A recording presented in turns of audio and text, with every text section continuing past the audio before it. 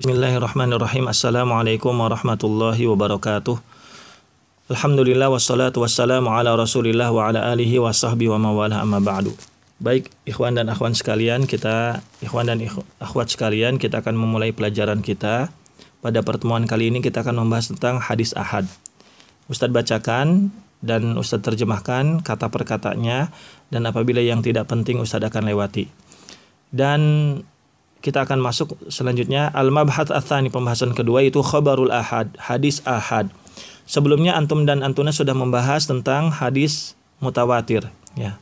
Dan kita akan lanjut ke hadis ahad, yaitu ta'rifuhu, definisinya lughatan al-ahadu jam'u ahadin. Hadis ahad adalah jamak dari kata ahad. Apa ada makna dari ahad sendiri? Bima'na al-wahid, maknanya adalah al-wahid, satu. Khabarul wahid, dan hadis wahid itu maksudnya adalah apa? Khabar yang berasal dari satu orang itu adalah apa? Huwa ma yarwihi syakhsun wahidun. Hadis yang diriwayatkan satu orang. Istilahan, secara istilah adalah apa? Ma lam yajma' syuruta al-mutawatir. Hadis yang tidak memenuhi syarat-syarat hadis mutawatir. Antum dan antuna sudah belajar tentang syarat-syarat hadis mutawatir, yaitu apa? An yarwiyahu adadun katsirun, diriwayat oleh perawi yang banyak, dan minimal banyak itu adalah 10 orang. Terus wa antu jada hadil kasratu fi jami' tabaqatis sanad, dan banyaknya perawi ini, 10 orang perawi ini ada di semua tingkatan sanad. Terus yang berikutnya adalah wa an tuhila tawatu'uhum alal kadhibi, dan mustahil bagi mereka semua untuk sepakat berdusta ya.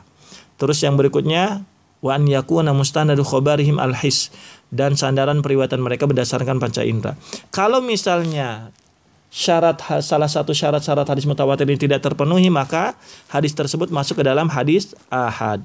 Hukmuhu, hukumnya yufidu al-ilman nadhari, yaitu memberikan faidah kepada kita berupa ilmu nadhari. Ilmu nadhari itu ilmu yang harus diteliti. Au ilmu al-mutawaqif ala nadhari wal istidlal, ilmu ya yang berlandaskan kepada, atau ilmu yang tetap membutuhkan kepada penglihatan, penelitian, dan istidlal, pengambilan dalil. Jadi kebenaran yang ada di dalam hadis ahad itu berdasarkan penelitian. Sedangkan kebenaran yang kita terima dari hadis mutawatir itu berdasarkan status mutawatirnya itu sendiri. Tidak perlu diteliti, maka mutawatir sudah pasti benar dan sudah pasti sah.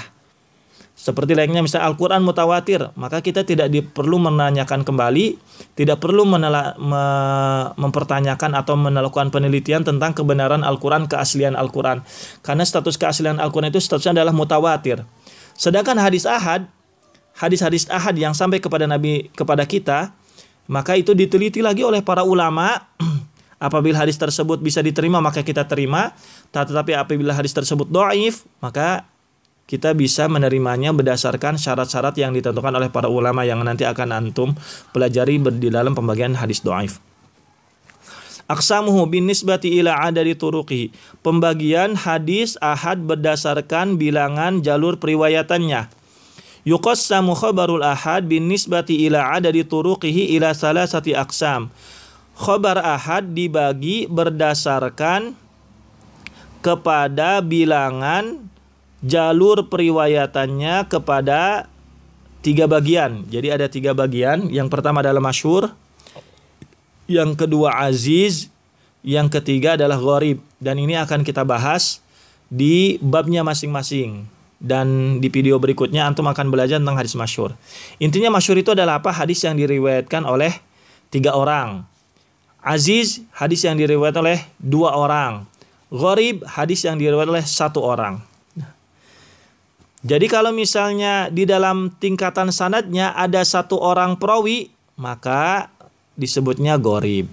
Kalau di salah satu tingkatan sanadnya ada 2 orang perawi, walaupun nilainya lebih banyak, disebutnya aziz. Kalau di salah satu tingkatan ada 3 perawi, dan tidak ada dua orang perawi, tidak ada satu orang perawi, maka disebutnya masyhur. Jadi patokan menentukan masyhur, aziz, dan gharib itu berdasarkan jumlah perawi yang paling sedikit di setiap tingkatan sanadnya. Ini yang sudah kita pelajari berkaitan tentang hadis ahad dan pembagiannya secara ringkas berdasarkan bilangan jalur periwayatannya, dan masing-masingnya di video berikutnya antum akan belajar tentang hadis masyhur dulu. Untuk hadis aziz dan gharib antum akan belajar di pertemuan berikutnya. Itu saja yang bisa kita sampaikan di video yang pertama. Kita potong dulu sejenak. Barakallahu li wa lakum. Wassalamualaikum warahmatullahi wabarakatuh.